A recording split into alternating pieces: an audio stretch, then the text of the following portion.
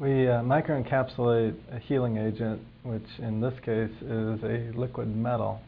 And once it's encapsulated, we disperse it in a simple line of gold. And that's representative of all the circuits that you rely on in your cell phone. One aspect of this work that I think is important is that you can have devices that last a lot longer. It's more sustainable. We use less resources to produce those things. Traditionally, up to this point, if you wanted to conduct electrons, let's say, and establish a circuit, you developed a material that was perfect at conducting electrons. And if you also wanted that device to handle mechanical load, then you put that perfect conductor onto another perfect material that conducts load. And if you wanted it to sense, then you would develop a sensor that you would also put onto that material system to do all these different functions. So each function had a separate material system. The idea that we have is let's build one material system that does all of these things in an integrated fashion.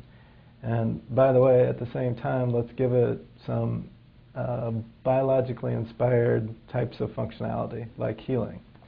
So designing materials from the ground up, from really atoms up, to do multifunctional behavior is, I think, the wave of the future. So when this circuit is damaged, there's a crack that will open up and separate the conductive pathway. It ruptures these capsules and they release the liquid metal, which then flows into that gap and creates a conductive pathway and reestablishes conductivity.